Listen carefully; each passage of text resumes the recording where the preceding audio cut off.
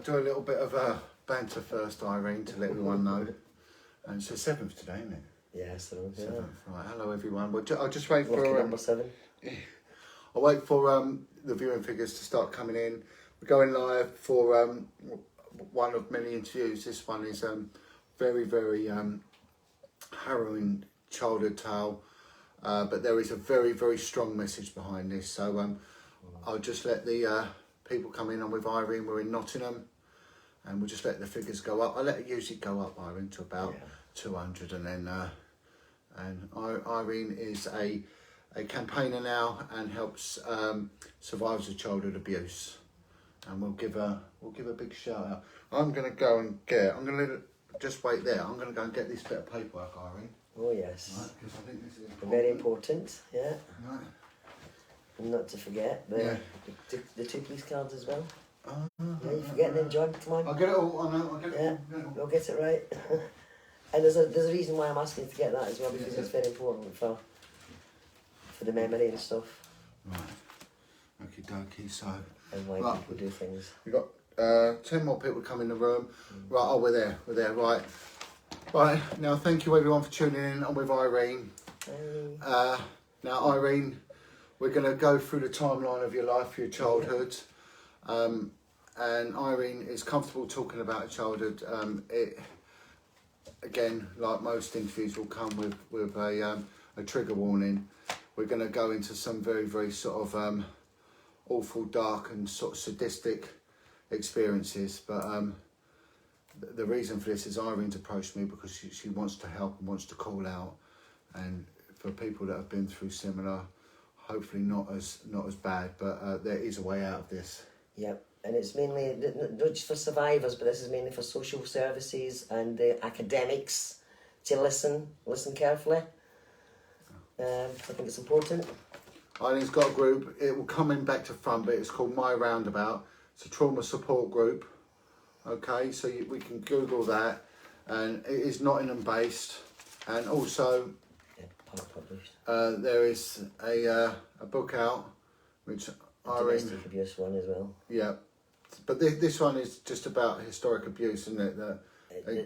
Domestic abuse connected with the reasons why we get into domestic abuse as well as the satanic and all the rest of the abuses that we had as children.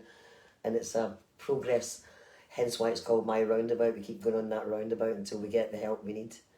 Simple. It's a bit shocking, but we just put it together as a collective of all ladies together to help people to understand the connections, to connect the dots. So let's go back to your early childhood. You're one of 8. One of 8 children, yeah. And you started life in a very impoverished part of... Oh, hang on a second. Sorry about that. Listen, I've not plugged my mic in. That was terrible. There we go. Right, mic's plugged in. Hopefully it's a lot better. Sorry about this. So with Irene, we're in Nottingham.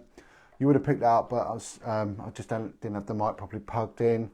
And Irene is one of 8 children brought up in probably the most impoverished part of Europe. And that's sort of like, where is it, the southeast end of Glasgow? In Glasgow. I was actually born in a place called the Wine Alley in Govan. The Wine Alley? The Wine Alley, it's Jimmy Boyle's land. Right. Yeah, where Jimmy Boyle was, the notorious Jimmy Boyle. Yeah. He ended up marrying a psychiatrist. Anyhow. Oh, dear. Yeah. So we're talking about some sick people anyway. Yeah. I lived in the Wine Alley and we ended up moving to the Glasgow Cross called the Skip Capass. And we had many people coming in at the house, like, a famous comedian, for instance, who was, I won't mention no names, but we all know who he is anyway. Oh, okay. The big Ian. Right, yeah, I got you now. Yeah. So my dad was a bit of an alcoholic, my mum was an alcoholic, and we lived in a room and kitchen, toilet outside. You can get the pictures, steel bath. Like the tenements type tenement building. block building, 8 kids, room and kitchen, you know, pretty tight. What year are we talking about? What year was you born? Oh, I was born in 1965. 65, right. And obviously, very early on, there was the vipers in Australia. Squalor, to say the least. Obviously, there was 5 years at the time in that house, in that room and kitchen, so there was obviously 5 children there, 2 adults, that was 7. Plus we had to share the toilet and the landing to go outside in the cold, freezing cold, and share it with other families. That's how it was. Steel bath in front of the fire. My mum and dad slept in a recess in the kitchen. Oh right, so actually slept in the kitchen. They slept in the kitchen. There was a wee recess with a curtain on it. Right. And we had the bedroom and the kids, because there was obviously 5 years in the room. Was it like a common practice though? Common practice. Didn't have much housing in those days. Not comfortable housing anyway. I think they were just coming out of the era of, they were starting to put toilets in houses and stuff like that. They started building the big flats, didn't Don't they? forget that was the city centre, so they were still the old Victorian Edwardian buildings, and we was at the Skip Capass where all the shops and traders would be, and right. drunks, everything. The city centre, it's vipers, it's packed. And it's just on the banks of the Clyde, is it? Yes, just not far from the Clyde. Right. So I've always lived in the Govan area as a child, and moved to Gallagate, we call it, Skip Capass. And it was a bit horrendous there as well. There was a lot of, my dad had a lot of connections with police and criminal activity, but he'd never get into trouble because obviously he had friends. Okay, so your dad, can you just describe him physically? He's a wee short man, very hard character. Everybody loved him. He was the pillar of the community. Everybody loved him because he was a drunk, but he always looked after everybody, obviously. Yeah. Obviously I didn't know then, I was too young to understand then what he was all about. But anyhow, there was a lot of things going off there. But the real issue started when my sister had reported something. I won't go too deep into that because that's somebody else's story. But anyhow, she was 4 when it was first reported to the Glasgow police at the city centre, at the Skip Capass. She was told not to be a silly little girl, go back home. What had she reported? She'd been reporting that she'd been abused and stuff had happened to her. By whom? By my dad and By your dad, and whoever right. else. However, she was ignored, not believed, and sent back home not to tell lies about her daddy. Yeah. Yeah, because he's a well-coated man, he's a hard man, he's a gangster. So your sister made the first allegation. She went along, what age was it again? 4 years of age. So that's very brave, 4 years old. But she actually remembers the story because she remembers the actual day that my mum got her ready, and the wee dress was, you know how when you're buttoning up a wee lassie's dress? Right. And she remembers the dress was half buttoned up. And obviously she went there. Can we just have a little mic check there? Let's just plug your mic. Right. Okay, people are saying they can't hear us. I can hear you both clearly. Okay, we'll carry on. So what we've got is your little sister, 4 years old. My big sister. Your big sister. So yeah. And she has gone along it. And reported it to the police. And nothing happened. So she was sent back home, told off for telling lies about her daddy. Her daddy's well quoted man in the community and whatever. And all of a sudden she remembers, from her story anyway, sadly she's not longer with us. But when we did come out and disclose it all, we found out each other's truths. And what it was, her horrendousness at that time was in the Skip Capass, she was actually sent to the shops with notes, and the shopkeepers would get to touch her, get to do what they wanted to her. Because by then my dad had got the obviously all clear to carry on. So she was sold to the shopkeepers. So if we look, we're getting reports coming in about the Govan Hill area of blatant child exploitation. Yes, and this has been going on for a long time. So we've got other people doing it now. There's some families coming in now who are actually putting their children on wheelie bins for sale. Yeah, and we're seeing this. Basically. Back then, so we're talking back in the late 60s, mid to late 60s. The 70s. This is how this is how the sort of child trafficking worked. Where your little sister was sent to the shops with a note, and that was basically a pass that they could touch. Give my daddy shopping and his wee bottles of wine and whatever it was as well, and he might get his stuff that he needed. But they would be able to get the service of my little sister. So that was that end. And then when it come to me now, we finally moved after that, but obviously there was other things happening there at the property. A lot of dodgy stuff anyway, with the police not buying stuff off my dad. Right. So that's why we believe. So the police were very heavily involved with your father. Yes, my dad is a thief, pretty good con man as well, and everybody was in his quota. He's one of them that's quoted well, And they used to tell us he was in the Merchant Navy, so we don't know how true that is. But the fear of God was put into us anyway as kids. Unfortunately for us, my mum was the one that used to batter us. Right. So he was the one that was doing these sexual abuse, which was felt at that time as a child that it was more compassionate and loving. So at this time, was there 8 of you or was there less? No, there was only 5 of us then. 5 of us. And then my mum ended up going on to have 3 more children after that. And the sexual abuse, it wasn't just confined to your sister? No. And it extended to yourself? Myself. I can't say for the rest of it because I know that and I believe some of the other ones have been. Unfortunately, I've got an autistic brother who can't speak, and I had his voice for him for the first time when he was 46 years of age. So that's just recently. He's 51 now. So I believe that he was as well. Are you able to sort of give us more detail about what your father was doing? Not you know, biologically, but I mean what he's actually sort of... Oh, put it this way, mine was that deep that in 2000, it was 1990, actually John, if you get them 2 cards up, I had Nottinghamshire and Glasgow CID come and talk to me. Back there will come out back to front, but you just reverse them. And Nottinghamshire and Strathclyde CID. Both counties came to me and questioned about my father. Yeah. For 5 other children that had been coming forward for his abuse and whatever, because it was within families. He was reaching into families that were quite easy to reach into, the most vulnerable in the communities. Anybody's family, it could have even been a doctor's kid, it didn't matter to him, he'd still had it and passed it around.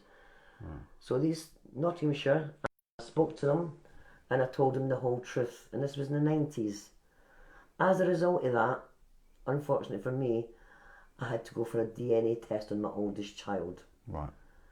To see if he was my father's. Right.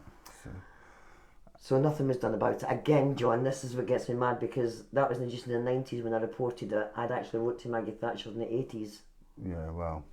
As well. It wasn't going to go anywhere, was it? But you didn't know that at the time, I didn't know this at the time, because what happened when that happened to my sister, obviously it continued in the family, as it usually does. And through time, I was running away from the home, kept on running away, they kept on taking me back. Nobody would ask me why I was doing it. I was only a child. You know, I must have been about 6, 7, 8, right up until about 9, 10. Then I was tied up and gagged, a pair of socks stuck in my mouth. That was another family member, that's one. We'll go into that later on. Anyhow, cry for help, kept running away, kept on getting taken back. Nobody asked the question, nobody would even bother interested in me. I was classed as a dysfunctional child. Maladjusted was the other word. Yeah. That they would use quite a lot. Yeah. You know, but when we was discussing earlier, you were saying that your dad, you mentioned a bit about your sister, but your dad would actually trade you out in exchange for bottles of wine. Yes, on one occasion, actually, both me and my sister, actually, a younger sister, has both given a statement to Glasgow CID about this. Both of us, must have been about 12 or whatever, just pre-teenage anyway, it must have been. This guy come to my dad's door, he's a local councillor, I'm allowed to say his name, you know, councillor, and they've done it. Right. Because nobody seems to find this councillor now. Yeah. We've tried and nobody seems to know who he is. Well, he knows what he's done anyway, you're only telling the truth. He was a big chap, glasses, heavy set, suit on, tie, come up. And when he chatted my dad's door, obviously my dad had disappeared by this time, and there's only me and my sister there, younger sister at this point. Not the older one, who's already had it all. Anyhow, and me and the younger sister's there, so I must have protected my younger sister for some reason. But obviously this guy was on the scene all the time. And when he came to the door this day, he's like, being naive as you'd use children, you're like, my dad's not here. Yeah. Yeah, I know your dad's not here. And he wouldn't go away. My dad's not here. Yeah, but your dad said it's alright. What do you mean it's alright? I can have either one of you. So he's a local from the local councillor from local government. In Govan at Ibrox. In Govan. We were at 10 of Boyne Street at the time. So 10 of Boyne Street in Ibrox. Everybody knows him. That's who he is. But nothing was done. As a result, I ended up in care. My first experience in care, I was put into, supposedly, I've got my records, by the way, I've got there. to see. So you've gone into a care home, residential care home. Yeah. And as far as I was concerned, it was Eversley Children's Care Home. Eversley Children. And where is Eversley Pollock Children? Shaws. Pollock Shaws in Pollock Shaws, Glasgow. whatever you call it. Yeah. No, I don't know. I've left Scotland a long time ago. But my memories were so clear that when these two separate coppers come to question me about my father, I disclosed about the care home. Right. At the same time. The two of them looked at each other, the ones from Strathclyde, and went, oh dear, that sounds like Eversley. So obviously they knew something that I didn't. Right. Nothing was done again. And what went on in Eversley? What do you recall happening? It was actually, he wasn't even, at some point he was a manager at Eversley as well, but the other children's home where apparently I was sent to, which was Down Craig in Castlemilk. Duncraig, Eversley Down and Craig. Down Craig, right. It's my accent, John. That's all right, it's okay. And I get quite nervous when I'm Yeah, talking. of course, I was shaking already. But that's used to be anger. Because I'm getting heard now, and that's the issue I'm trying to get to now. This is what we'll come to at the end, the reason for speaking out. Yeah. So these two CID officers, and obviously the 5 children that were touched was apparently in Nottingham, that my dad had violated again. Nothing done about it, nothing heard about it. So that's another 5 children added onto my list. But when we was discussing earlier, you were saying, I think, whatever one it was, whether it was Eversley or the other one, that the children there were being sexually abused. They weren't just being sexually abused, they were being trafficked to it because Trafficked out. We used to see these big fancy green cars coming up with a big silver emblem on it, and I was actually discussing this earlier with a friend of mine about how they used to come up with the hats on and the black jackets and the ties. So very official. A chauffeur-driven car. Chauffeur-driven cars. A very nice green car, and you're saying there's some sort of crest or emblem on it. Yes, and they were getting taken. The kids were getting taken down to London, and we always. But it was funny how the girls never get taken. It was always the boys. So they'd come and pick boys up. Oh, the boys. Right. And I'll be honest with you, there was one lad called Danny.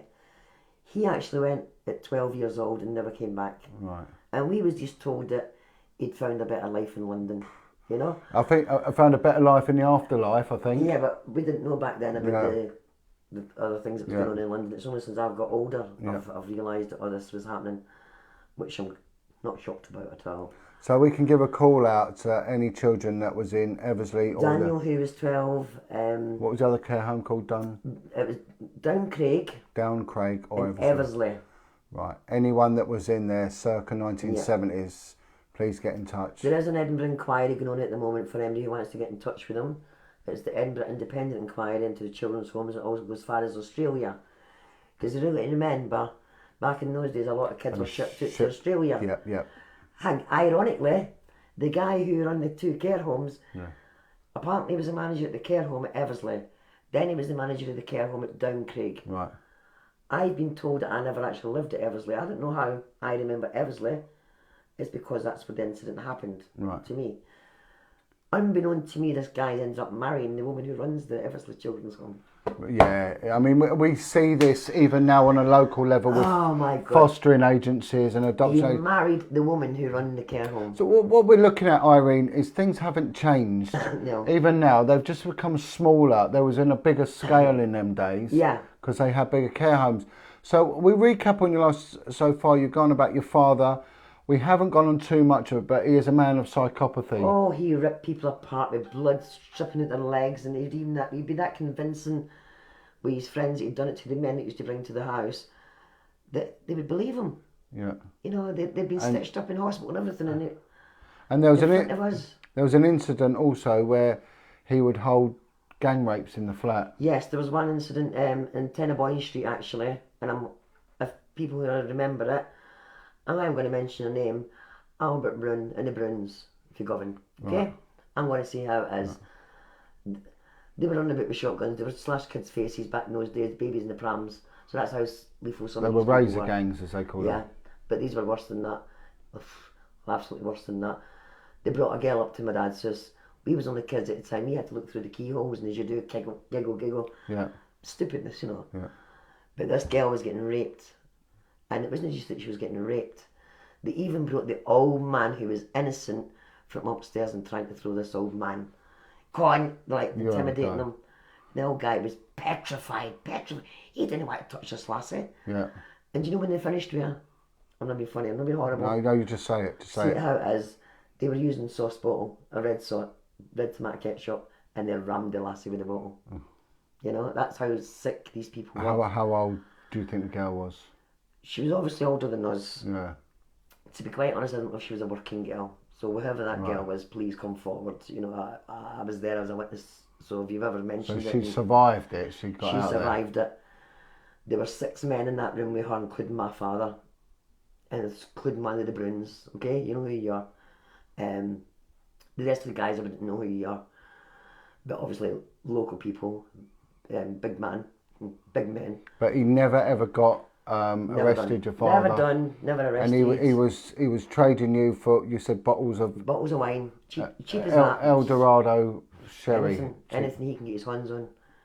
And it wasn't just that. He used to take us up to a place called the Plaza Ballroom. Right. Yeah. And his AA clubs as well, where we pastor in there as well. And at the Plaza Ballroom, When you say the AA clubs, what are they?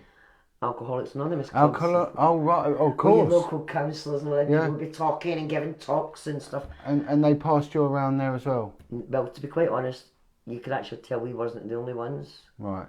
You actually, looking back now, if I was smart enough, I would have been able to. Well, we weren't even able to help myself. So how can I help anybody else? I was a child. The kids, yeah. You know, but there was obviously kids there. There was a lot of sitting on men's knees and fondling and stuff like that. That was done blatantly. It was blatant. My dad used to pick us up or pick other kids up, and the kid on his giving you a cuddle, and actually what he's doing is he's rubbing himself, getting the heart. The things that he used to do was.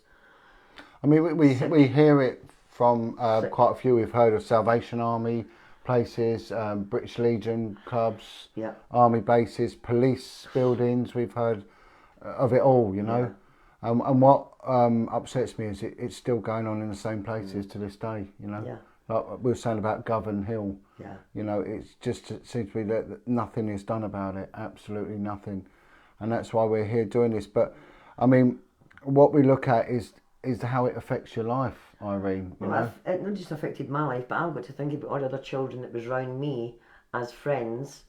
And there's one lady who knows I'm talking about this, and she's coming from Castlemilk. You were raped by my dad when you were unconscious, because my dad used to give us tablets, medication, DF118s, used to supply us with alcohol. DFs they're called, yeah. Back in those days, it was DF118s. That's how clever I remember. Yeah. Stuck in my head all these years. Why would you even think of that? Yeah. Yeah. It's the same reason why I kept teas, because it meant something to me. Yeah. It was something I was hanging on to. I mean, the only thing I can say is at least there is a permanent record somewhere. Okay, nothing was done, but this shows that Nottinghamshire Constabulary were talking with Strathclyde, because we've got Strathclyde number here. Graham of a CID office in Strathclyde with a Glasgow number.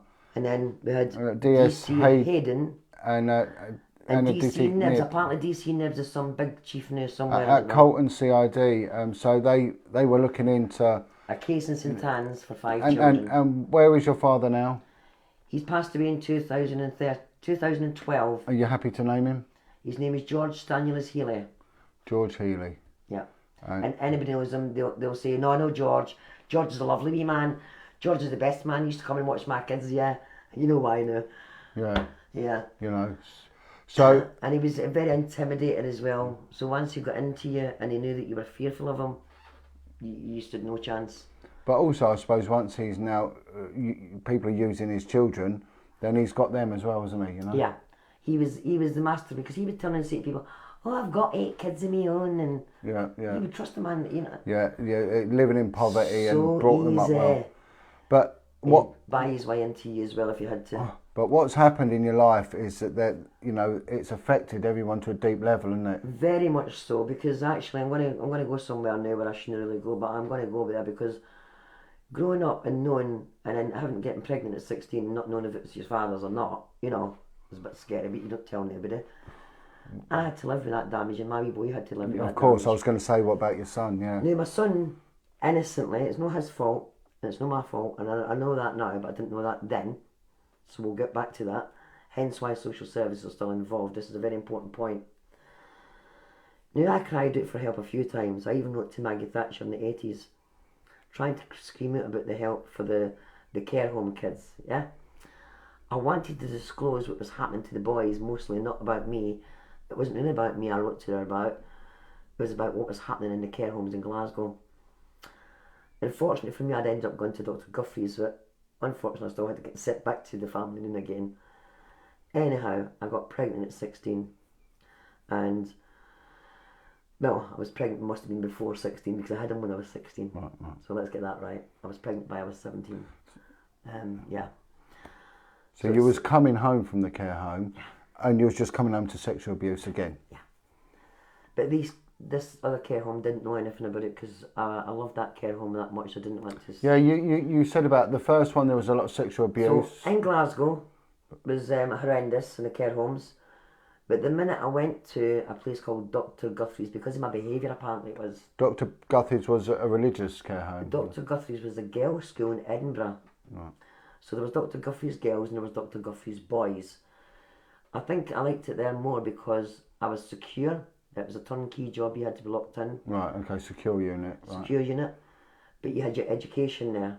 You had everything you needed there. You had a house mother, which was a fantastic thing. You had 4 kids in one wee unit. Right. And there was a house mother. Now that house mother was my saviour. I loved her. You know, we was looked after properly. This is nice to hear because we hear all the time about systemic abuse in the care homes, and you've actually said, you know, that this place looked after you and you was safe there and there was no sexual abuse. No. And if there was, it wasn't done in my era and that Dr. Guthries anyway. At the time I was at Dr. Guthries, I actually felt so safe. I used to run away on a weekend, used to earn points. Right. And back in those days, social service was a bit different then. They actually cared about, well, we thought they cared about kids. But maybe they did back then because it was somewhat... It was probably a lot more organised than it is now. Yeah, it was money oriented. Yeah, now it is a business, isn't it? It's just a business, it's a sham now. Yeah. Shocking now. Anyhow, back in those days, it was really good. I would get my points, star people all week at school. Points would come up. Irene, you've got a weekend leave. I'd smash the windies that Friday night. I was gone for half an hour. I've lost my weekend leave now. I start wandering back up the lane. Right, so the reason that you smashed the window up is so you would deliberately get caught to stay in, because if you went home, the abuse... Right, so I think we need to elaborate on this a bit more, because Irene reaches out and gives help to those that have endured care home abuse. And one of the things that is lacking is the fact that there's no education to the workers of what to look for when a kid is suffering. Can we go through, Irene, what would you say to anyone who's looking after children or who's working with children are the triggers, the key things to look for in abuse? Right, with kids who have been abused, right, one thing they're looking for is belonging, right, and needed, right? So when you've got these grooming gangs out there, right, that's coming in and being nice to these little girls, that's showing them some emotion, somebody cares about them, but they're not really caring about them because they're actually vipers. They don't know that at the time. That's right, yeah. So you think I'm a big girl now, I can do these things with these big people, but actually no, you're still vulnerable. Yeah. Because you haven't even been fixed from the abuse you've had at home, because that's where it usually starts, to be honest. Yeah.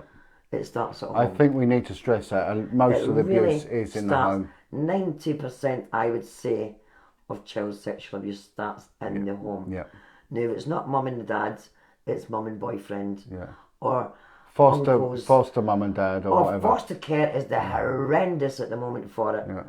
People I know foster parents, 3 that I know in Nottingham alone, who've adopted children, fostered children for financial gain, and in some occasions for sexual gain. Yeah, yeah. I won't go down that path right now. Right, so there's obviously that there's an emotional need with these kids. Yeah. How would that manifest itself in a kid's behaviour? Kids' behaviour would start either running away because they're not feeling... The differences with care homes these days, really, and it was back then as well, but only some. There is some good people, I'll get that out there. There's a lot of good, but there's also a lot of bads. And the bad ones will smile, show you the niceness, and that's the ones that you need to be careful of. Okay, because they're the ones that are the most dangerous ones. The ones that look too good to be true, it's usually too good to be true. I've learned that lesson. And another thing that we talk about is the role that women play in abuse. Women, my beatings from my mum was more severe, and actually it felt less severe having the abuse of me, and it sounds sick. But for a child growing up, you don't realise it at the time, but it's love regardless of how it has been happening to you. I know it sounds, but a lot of people will identify with this. They will know, yeah. Because when you're not getting no love at all, period, and that is the wrong kind of love, but it's a touch, it's a feel, it's sick. Well, they say the worst thing is no human touch. It's the worst thing you can do to someone. So even if it's negative, it's something. It's a negative touch. But it's still something, But when the woman there is beating you down with buckle belts, I mean, yours was, in my book, I talk about the Elvis Presley buckle belt, the freezing ice cold baths. That was the woman, not the man. And was your mum ever present when you were being sexually abused? Well, she knew about it. Yeah.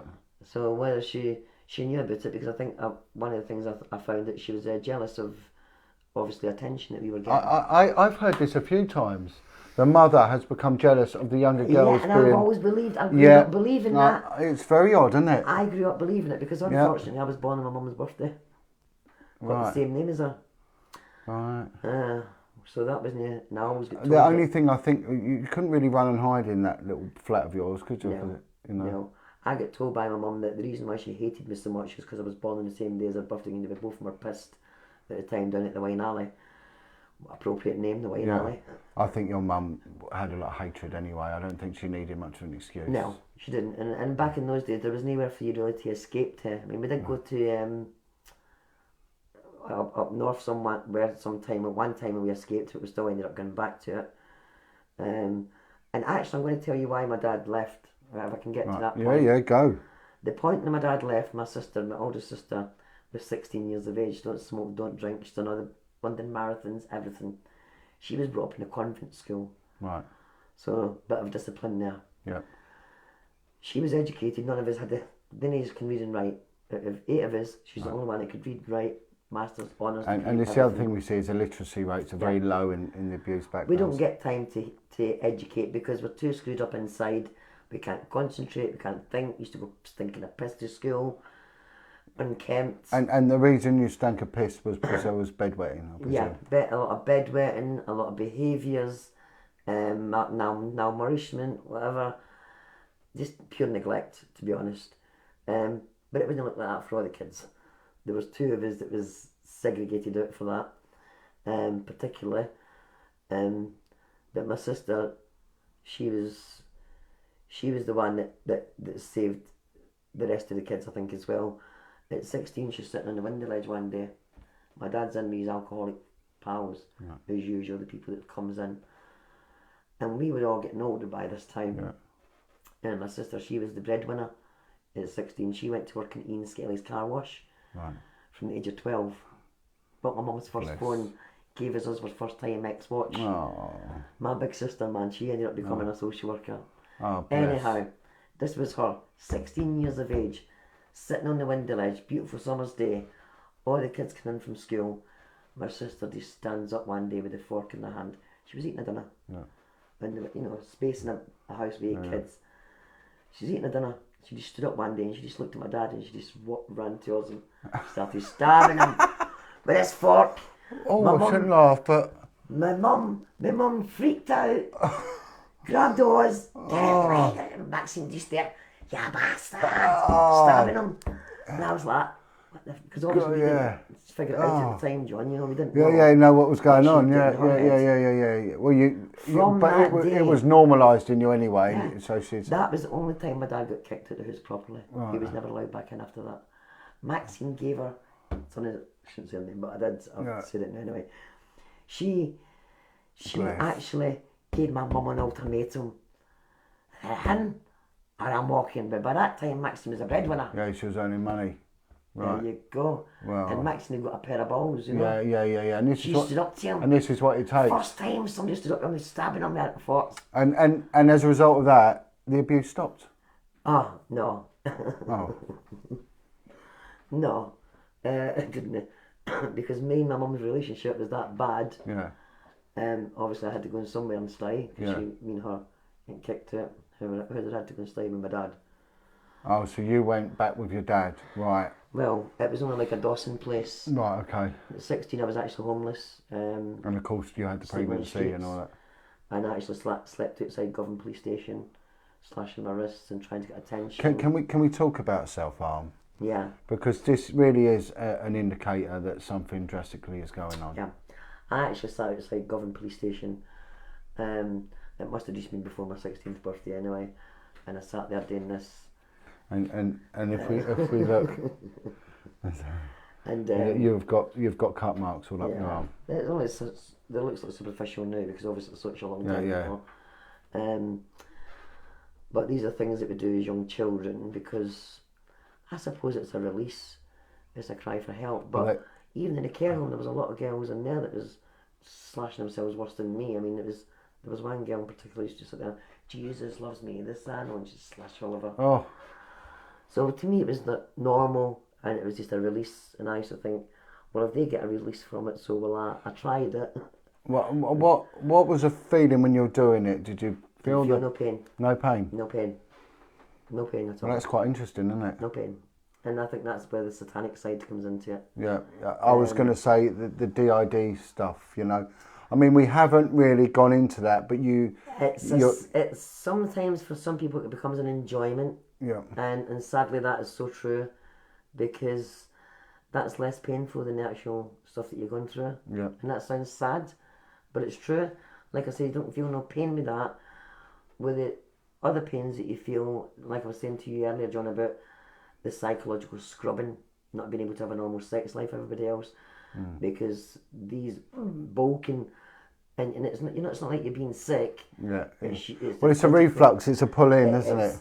It's the triggers, but smells, anything. You find that, Irene, with men, if they've been abused, I quite sort of tactile when I meet people, shake hands.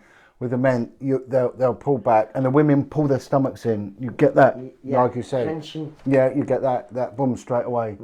And I also know that now, and I'm not being funny, but there's some people out there that have got an instinct when you're actually coming across a paedophile. Yeah. Oh yeah. I seem to have this built-in hypersensitive awareness. Yeah. Very, very alert to it. This is why it's important, you doing what you're doing with the My Roundabout Trauma Support Group, because you know they are going to get infiltrated. Of course. Because there are vulnerable people there, you know, and if they've got children as well, and the pedo. I mean, we have a system where if someone wants to work with us, they have to write a statement, and we've got one of the FBI's profilers with us, and she goes through it and she identifies a wrong one through the statement. It's really clever. But you've got it through the awareness of being surrounded by them. I tell you what, in 2000 in Nottingham, there's a big case in Nottingham that actually I was involved in. I get called a whistleblower for it, actually, to be honest with you. God bless. It was called a guy called Gina Ricardo. Right. So another, he was 56 years of age at the Right. time. And he was with a young lady who was obviously from the care system. Yeah. That's how they pick up their vulnerable people. A little bit learning disabilities as well. She had 4 children with this man. Came from Somerset to Nottingham, stuck in the local community right next door to the park. Little bit unbeknownst to us, social services knew he was a paedophile since 1963. 1963. Yeah. Oh, well, so he's been acting for 40 years. So Butlins in Somerset. Oh, my head. Yeah. That's your paedophile place where all your people go to take children, to abuse them. And I'm talking families, by the way. Right, I know it, yeah. Right, Gina Ricardo, 2000, Nottingham. Right. 15 years ago, and all his children were taken back into care. And guess what, social services in Nottingham? You've just moved one of the girls back into Bulwell. Yeah? It's alright because she's got learning disabilities, so you can take the mick out the kids with learning disabilities. And that's a... So I'm not angry about that. No, because that's a topic close to your heart, because your brother had profound autistic. learning My brother difficulties. can't speak. My brother smoked cigarettes 24/7. My brother never had a voice. I did. And the only reason I stayed alive all these years was one day I would speak out for him. Yeah. And I think that's clear, because we hear this a lot, that the vulnerable kids, the autistic and the deaf and dumb kids, if we can say that now as a non-speaker. My mum now. died in 2014, Okay, right? And I went up to Scotland and took my brother down here because he was put in 4 different care homes. Yeah. And the first thing priority for me was take him to the hospital. I seen a psychiatrist, speech and language therapist, a lot. And the first thing I told him is, if that's happened to me, it's happened to him. His behaviour changed like that. Yeah, yeah. And so it just shows you, yeah. Are we able to talk about your other brother? Oh, Peter. Peter Healy, 2012, the same time as, this is all came back out, by the way, I was explaining to John earlier. In 1980s, I reported it to Maggie Thatcher, my abuse, about the care homes. Nothing done. Shelved. Unfortunately, I didn't know she was dealing with Jimmy Savile then and been best pals with him, so now I know that. I woke up. And she's been mentioned in abuse herself as well. You know? But we knew it anyway because she failed us. Yep. Anyhow, I wasn't doing it for me, I was doing it for the other kids in the care home at that point. And in 1992 and 1990, when these coppers came down to ask me about my dad and 5 other children, failed again, shuffled. The reason why I done this book was because through 2013, I went through domestic abuse. Let me call out the names that comes out back to us. Survivors Speaking for a Chance. For a change. For a change, sorry. And I read out the ISBN 978-1-9164035-1-2. That's about domestic abuse, but we all know that's connected with sexual abuse. Yeah. In a lot of senses. So a lot of the ladies in there won't be, but there is anonymous names in there. Yeah. But my name's in there. So your brother Peter was abused at home? Yeah, and my brother was also the one that tied me up and gagged me and put a pair of socks in my mouth when I was about 11, 12-ish time, you know. So that was off in the family home. But he started getting involved in some quite nefarious stuff, didn't he was in Borstow, he was in my youth offenders because he used to actually shoot us on the playgrounds with the pellet guns and all that. Yeah. He thought it was funny. Practiced. Yeah. Thought it was funny taking the piss at us and stuff like that, and cutting up animals and setting fires and. But that's interesting what you say about cutting up animals. Well, yeah, dissecting animals. I think that was to fear us, to me, because he's the big brother, isn't he? So he's. But whatever he'd been seen as well. Yeah, he's obviously very damaged. And I confronted him as well, funny enough, in Nottingham, after my dad's disclosure, this stuff with my dad. I confronted my brother about what he'd done to us. Now, his attitude was so flippant. If I'd done that with you, it must have happened to me. Yeah. Just like that. Yeah, no care. No emotion, no nothing. Anyhow, fast forward 2012, my brothers ended up getting locked up for the beheading of Kevin Kennedy in Nottingham. Right. So dismemberment and beheading of Kevin Kennedy. Through domestic abuse. Who is Kevin Kennedy? Kevin was a homeless man. Right. So your brother beheaded and dismembered him. Yeah.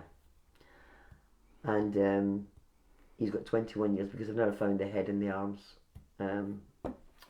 So yeah, but that made me realise that I need to speak out more. But because that one person, your father, and if you look, if you were to do like this pyramid, it's just gone on to hurt and hurt and hurt, and it's just extended out and out and out and out.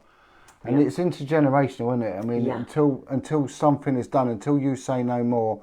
I mean, you have, gone through the healing process, and this is something that I like to talk about, is the healing process. How did you come to a position where you're able to help others? And because in actually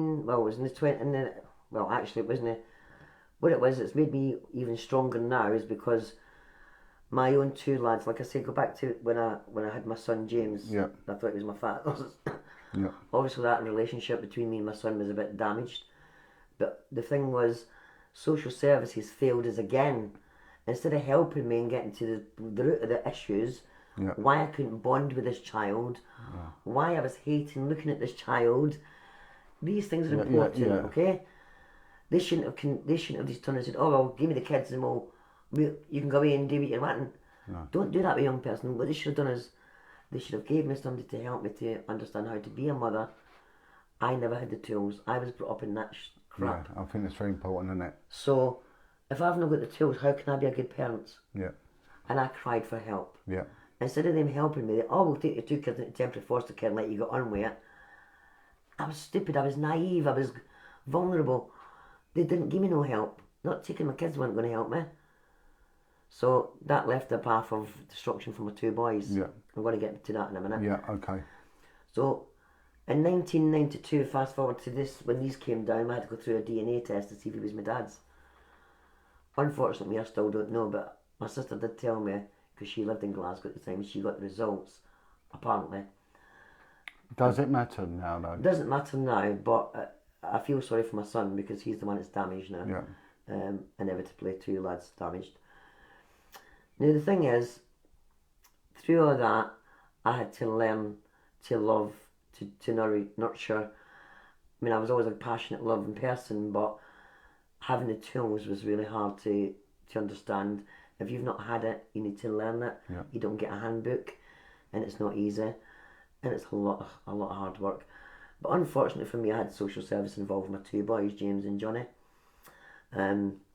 Johnny's actually been in a recent Spice video in Nottingham.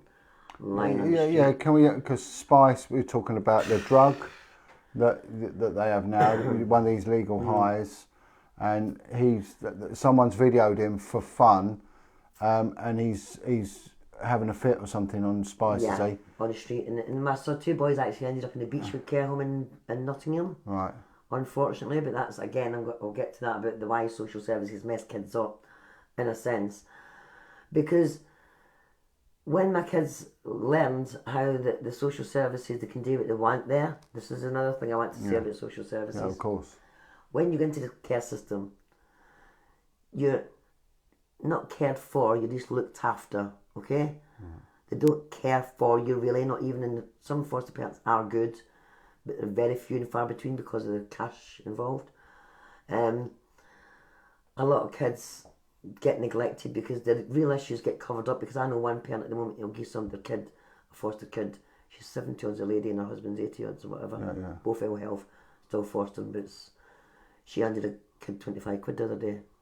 Right. Why are you handing children money to, it's easier just to lavish them because they can afford to do that. Yeah. Rather than deal with the issues they're dealing with. Now, they're running away from the care homes because they know nobody's going to bother. The police are powerless because they just bring them back and the same thing happens again. Well, they don't bother debriefing them or anything, do they? There's nothing. The kids don't even get cared for. There should be therapy inside the care homes. There should be education inside the care homes. Not wait till they're 16 and get packed on the street and don't know nothing about life and having to fend for themselves. Why do you think the majority of homeless people are from the kids' care homes? Yeah, they are, aren't they? You know, that's why do you have many girls on the street? Not all girls on the street are from care homes, but majority have lost their children because they've been involved with the system. I could have been one of them myself.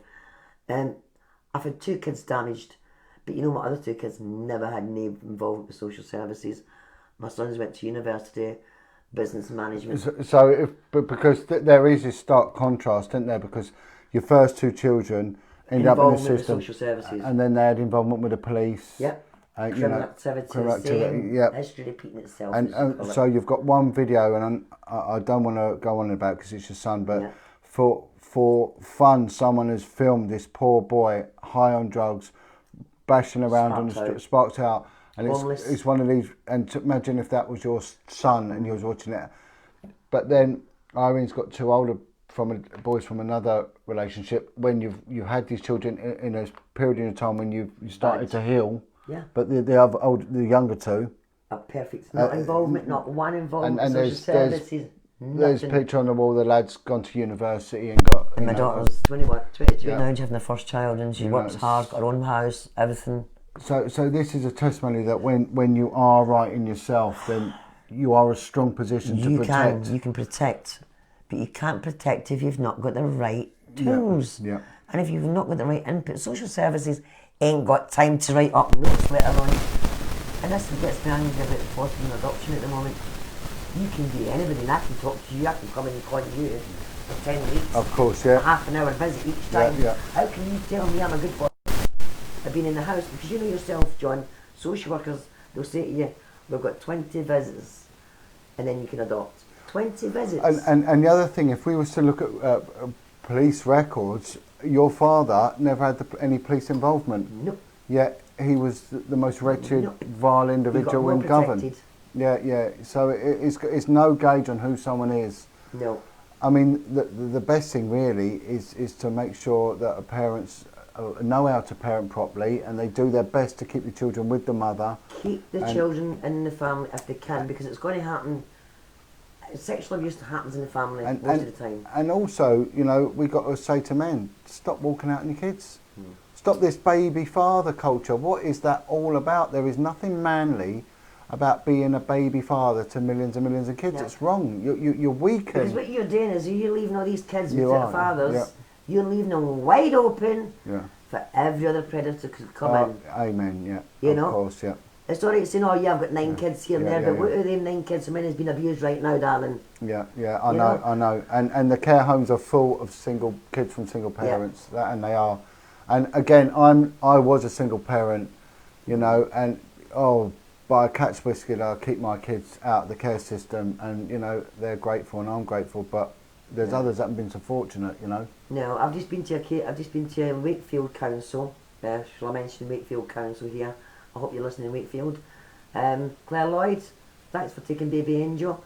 Her mum reported domestic violence and had a baby removed, but she's allowed to keep the other one. It's a lucky dip. Yeah, we hear this quite a bit. A lucky dip, but she's been adopted to 2 white men. She's African, Christian, don't smoke, don't drink, never been involved with social service in her life until she came to the UK. But she's the best mother in Nottingham, according to our children's, there's them big people that's in the board's commissioner.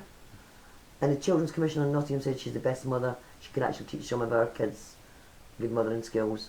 So there you go, that's a mother that's lost a baby. I've also heard of Married woman as well. some of the social services going in and deliberately saying that, you know, the parents stink of alcohol when they This don't. girl didn't and things drink, like that, this you know. girl doesn't smoke, Yeah. she was a Christian. She come from Wakefield, she came actually from Cameroon here with her husband, married woman, living with his wife, his mother, but she's lost her baby Ayuk, Angel Ayuk. So the 2 men that's got her now, good luck. But make sure you be honest to the child and tell her she was stolen. So, right, so if we go through, you know, recap again, you know, from your time out the care system, there was a need to be noticed by you. You were smashing windows to be kept in, yet no one really picked up and no one really spoke to you about it. You went on to have a relationship in which you were left with 2 boys, which were then put into care because of problems, issues, and then they then suffered as a result of that as well.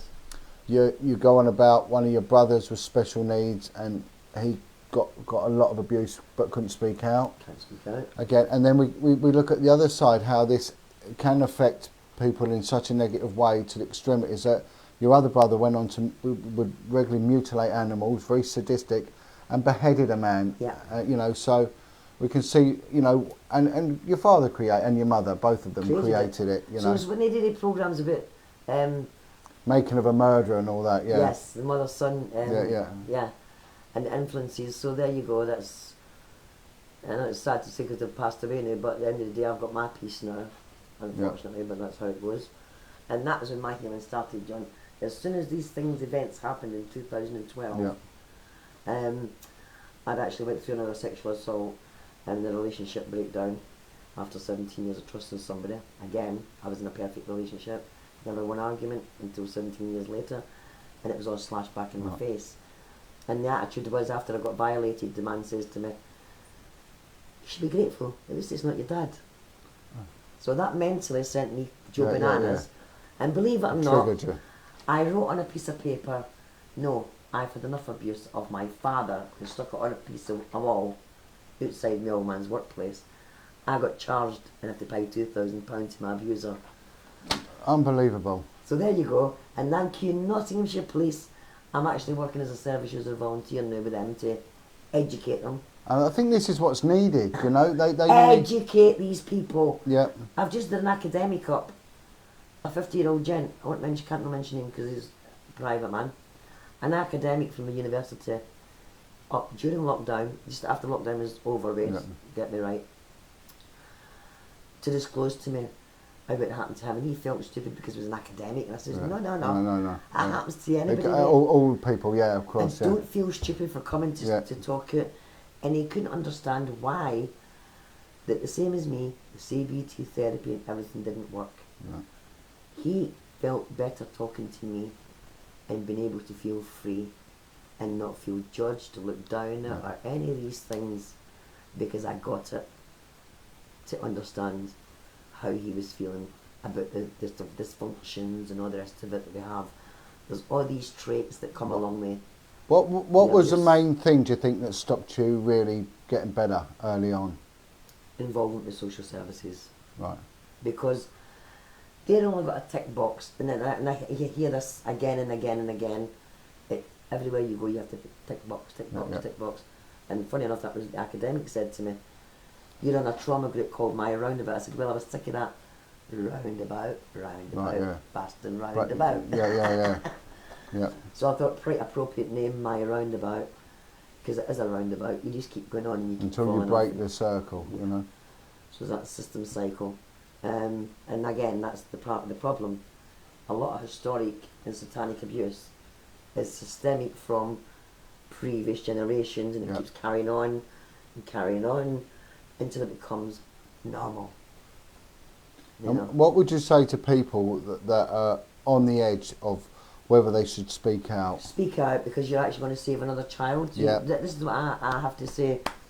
Yeah. The longer you sit in silence, how many other victims has been created? And not just that, as you're creating victims, you're also creating perpetrators as well. Yeah. Not every person that's been abused goes on to abuse, Right. but the ones that haven't got the capacity, this is where I come into the mental health side of it now. But most abusers have been abused. Most abusers have been abused. There is a lot that hasn't. They do it for the fun and the satanic side of it, because they're privileged. What we call it, we hear this a lot in the posh side. They've only been procured. Yeah. And when somebody tells me they've only been procured, that to me is an alarm bell. The people that used you, what sort of part of society did they come from? Oh, different parts. From the tramp on the street that my dad used to bring in to get drunk, into the politicians or the wealthy folk in suits. Yeah. And like I say, we had people coming in, not just the big yin. I can mention him because he never done anything to me anyway. Billy Conley, he was one of my dad's friends down at the Skip Capass in the town centre. And that was before he became famous, by the way. And went to America. He was a nothing and nobody then. He was just a drunk like everybody else then. Yeah, well, you know what I mean. It's Glasgow for you, Glasgow. right? It was rough. Yeah, really rough. And well, it had the highest murder rate in the Western world. world. Very much so. You'd actually, as a youngster, I actually watched babies being ripped across the face, and this is what I say about the men. But why would they do that? Because they can't get to the father, so instead of getting to the father, one baby in one street. Right. In Govan, this is. No. They would slash the baby. The baby would get slashed. If they couldn't get to the father, they would slash the baby, because then it's marking the family. Right, yeah. You've marked the family. That was nothing. You know, I've been in my dad's house when shotguns have been stuck up his fire. Right. Because they've had to hide it. Hide it, come in and hide it. So there was gangsters were using my dad's house, as well as... And you said earlier you're present when some man was actually being very polite to you and your dad just slashed his legs. Oh God, Danny Lafferty now, you know the Lafferty group, the builders group in Scotland? Danny and Danny's brothers, if Danny's still alive, that is, get in touch with me. I did witness it, and I was there when that happened to you, Danny. And all Danny done was typical drunk, having a bit of fun, trying to make us children laugh and smile and say, how, not saying stupid sayings, like, how now, brown cow, and those kids with giggles, and my dad got jealous. He'd pick up the wine bottle, smashed it on the fireplace, ripped in between his two legs, slashed all bits. Honest to God, blood was pouring everywhere. The man gets taken to the hospital. The man's drunk like my dad, so when you're intoxicated, and plus my dad was good at giving us the tablets, I don't know, he had some of them DFY my mates as well in the bucket. He probably didn't know what day of the week it was, did he? You wouldn't know. because the bucket was just there and you put everything in, all different drinks were in the bucket. And everyone would just drink it? And even as kids, Right. my dad got hook. Right.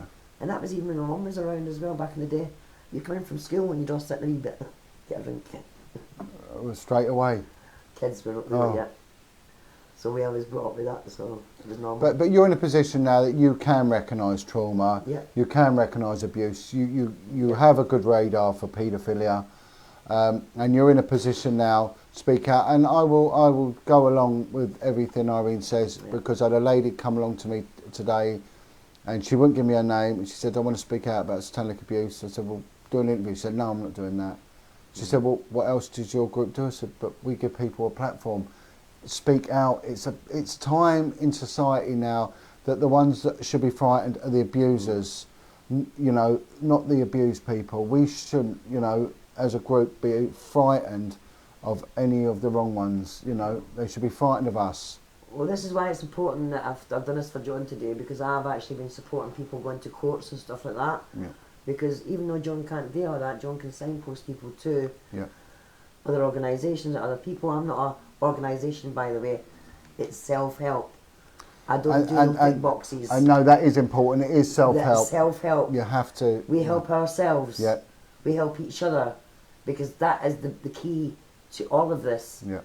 And if you're in your community, and I can't reach every community, it's about getting involved with these so-called academics who's teaching these social workers, which I think is really important.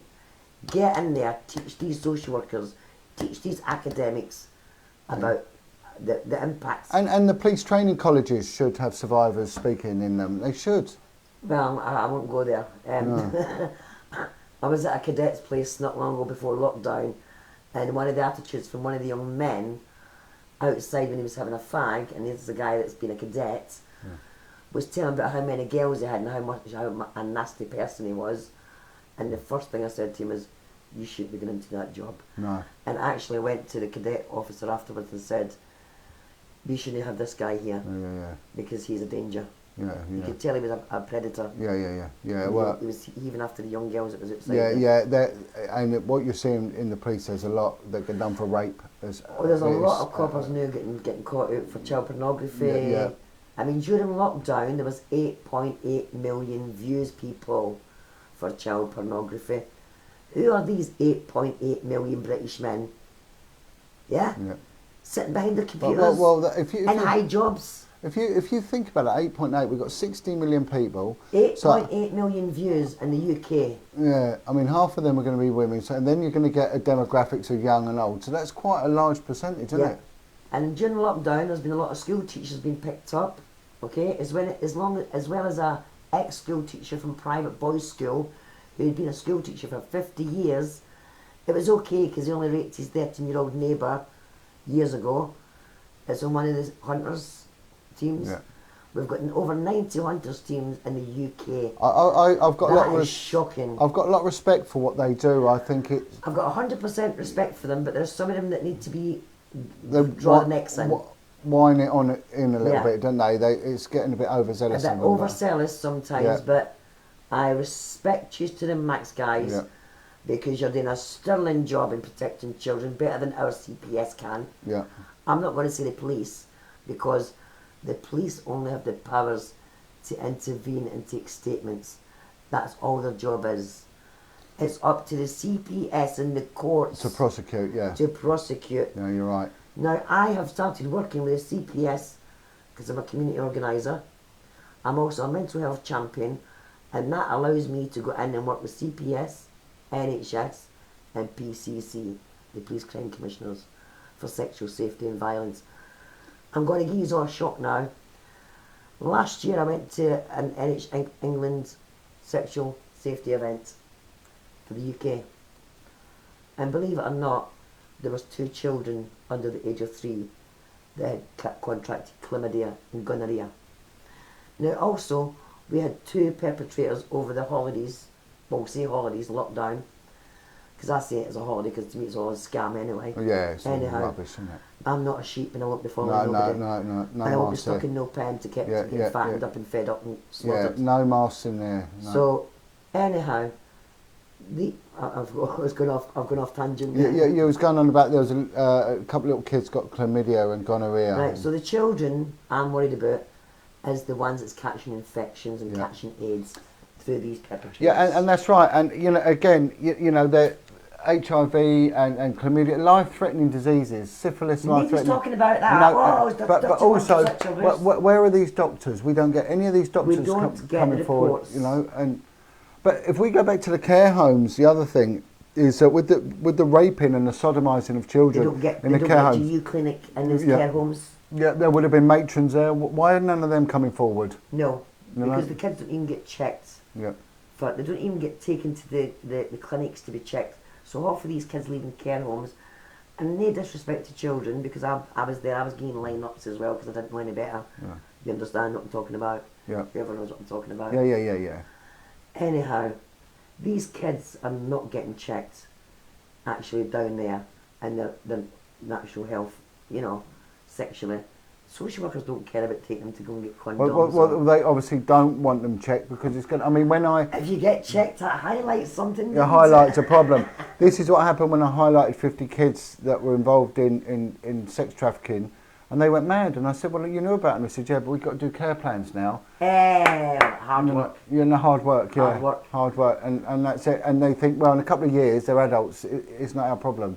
But so if we look at also promiscuity, children that are displaying promiscuous and sexualised behaviour. Behaviours is a big thing for me, and I did try to warn people. I've actually just worked with a young mum who had her old man's friend in the house, and her brother or whatever in the house, and I said to her, look, I ain't being funny, but why is somebody so adamant to be near your children all the time? Yeah.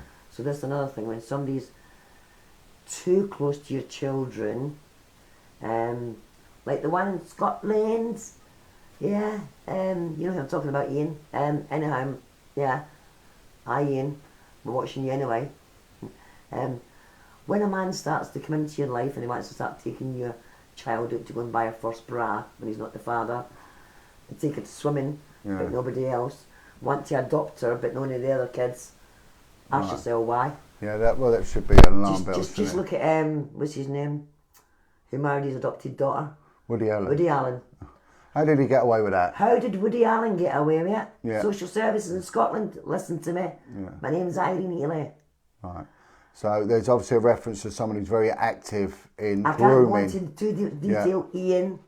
But he will, no doubtly, and people may know who this guy is. Ian. And of course, like we were saying earlier, these decisions are made in court and these kids are passed over and they're going to go into a world of sexual abuse and rape. Oh, yes.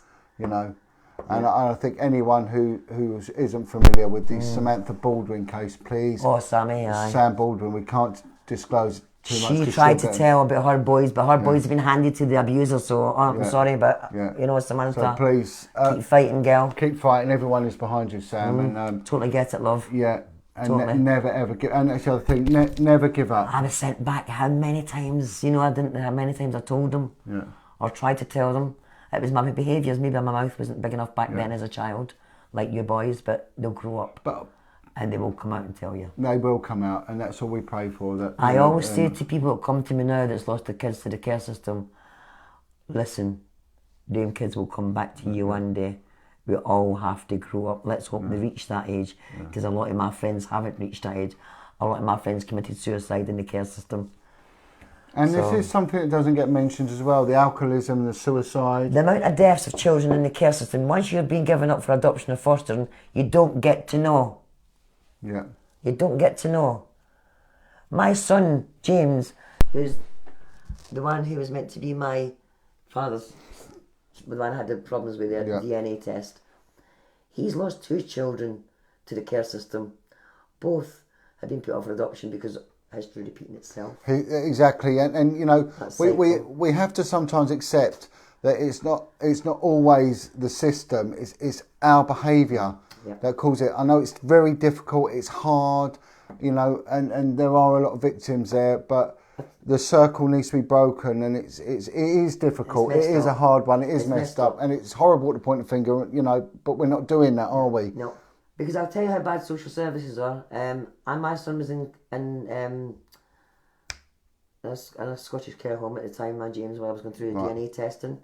And actually, I ended up with some of my friend's kids. He'd been taken into care.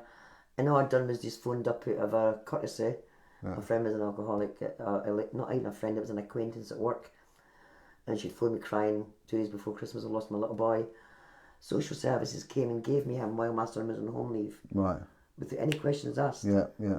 Just handed me somebody else's kid. Yeah, I know. And So, and who I might you fostered be? him for I 12 know. weeks while his mum got recovered. It is a system that is unmonitored. It is run for business, for money. The adoption and the fostering thing has become a multi-billion-pound industry. It's a joke. You think how much they're paying £560 a week or whatever it is for fostering to these agencies? Come on, people. I'd rather have 3 or 4 kids and get good. I'd be on holiday every so often. That's another thing. When you're a foster carer, stop leaving the kids behind when you're going on family holidays. We call respite caring. It's And called, also isn't it? foster parents and social workers, make sure the kid's got a suitcase when it leaves the next property. I'm sick of being called the black bag kids. Yeah, the bin bag. The bin bags. The bin bag kid. We always I have know. bin bags. Why do Yeah. you think children feel like rubbish? Yeah, Why the hell do you think we feel like crap? yeah, good point. We're always just getting passed about with a black bin liner, moved from that home to the next home. Why can't we stay in one home?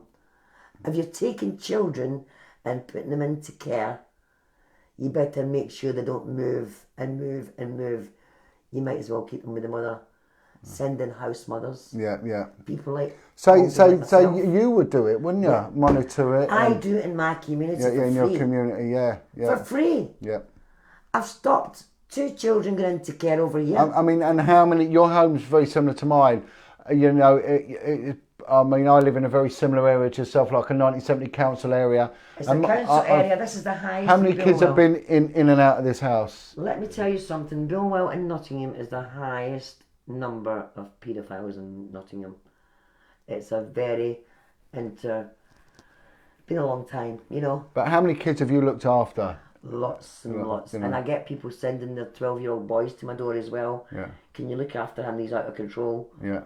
And it's only because You know. I've done it, wore the t-shirt, and I don't take no nonsense. No. And I'll tell you something, even when I've reported to social services, that's another thing in social services, make sure you tell people, when they report people for child exploitation, not to run away around and tell the person that you've just disclosed about, to protect that child. Because I did it in Nottingham, Nottinghamshire Police, Paddy Tippin, you listen. I reported a child who was being exploited on the internet, and that mother was told straight away by social services it was Irene that reported it. Thank God I had said to the mother previously, you know I have a duty of care to report this because I need to protect your daughter. 3 weeks later that wee lassie was raped.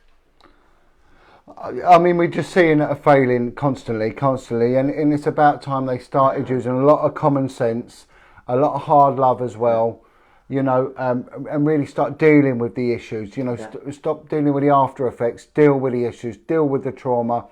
And it's something I think if we can finish with on here, Irene, that you see as you go through a life of dysfunctionality, social services and the police, they are willing to pay £450 an hour for a barrister to prosecute someone who's screwed up, but they're not willing to pay the £50-60 an hour to a therapist who can actually turn this around.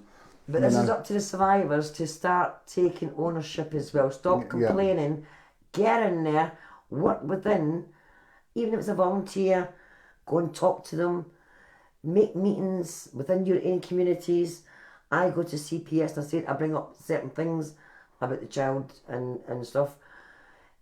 Target your key areas where you know it's happening and go and report it. Yeah.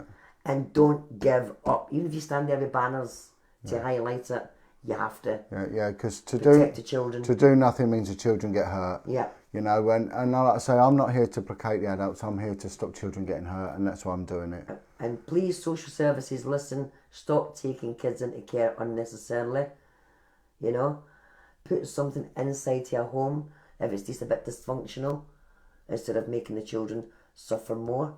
Because you're saying future emotional harm, you've done more future emotional harm to any of us kids than you did leaving us at the home. And let's have children in a loving, caring environment under the stability of marriage, you know, as much as we can, you know. It's got chaotic now. And men, stop leaving your children. Stop leaving your children. You know, it's not manly, you know.